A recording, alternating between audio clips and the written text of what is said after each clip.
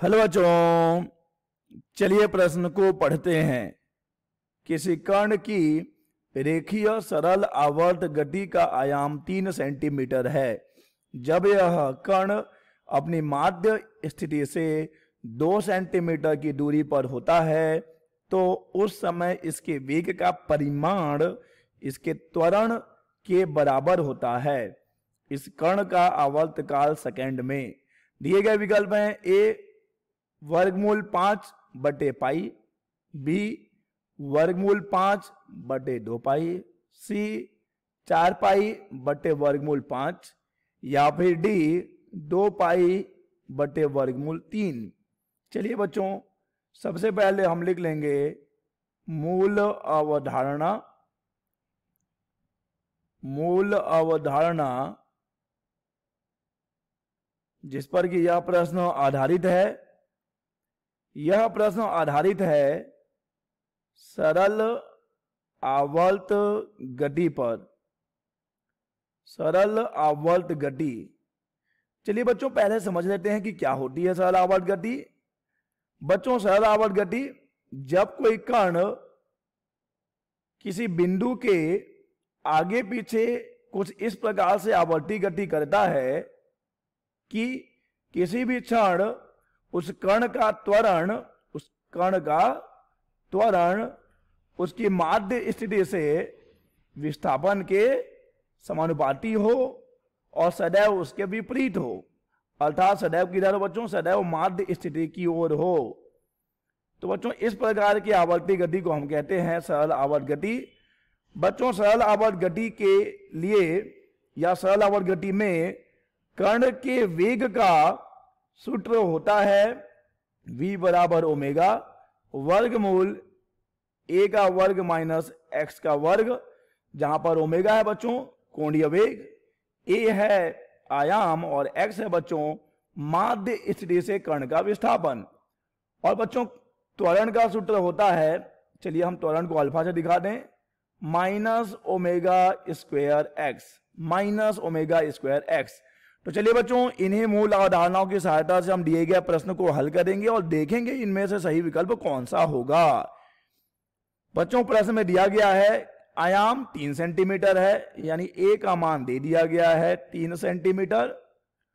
और बच्चों, यहां पर कण का माध्य स्थिति से विस्थापन दिया गया है 2 सेंटीमीटर। तो अगर हम ये मान लें कि ये है माध्य स्थिति और ये है आयाम, दोनों ओर आयाम बच्चों, तो माध्य स्थिति से यहां की दूरी हो जाएगी 3 सेंटीमीटर और यहां की दूरी भी हो जाएगी 3 सेंटीमीटर। इसे आप माइनस लिख लीजिए क्योंकि दूसरी ओर है। तो अभी बच्चों, कण है माध्य स्थिति से कितनी दूरी पर? 2 सेंटीमीटर की दूरी पर। तो x का मान है 2 सेंटीमीटर।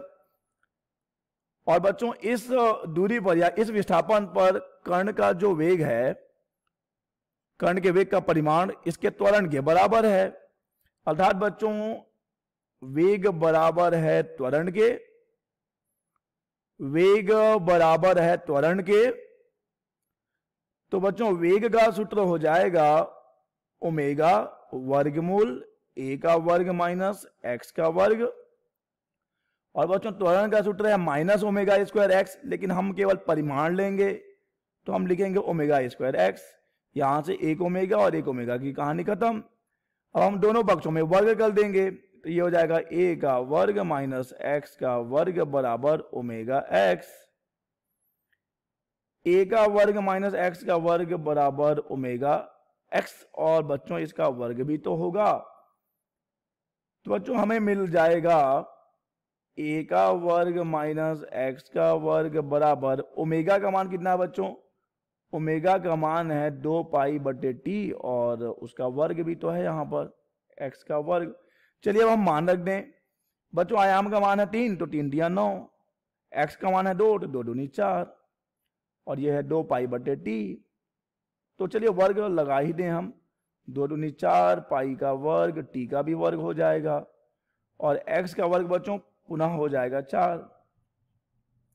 तो यहां से हमें मिलेगा 9 माइनस 4 यानी कि 5।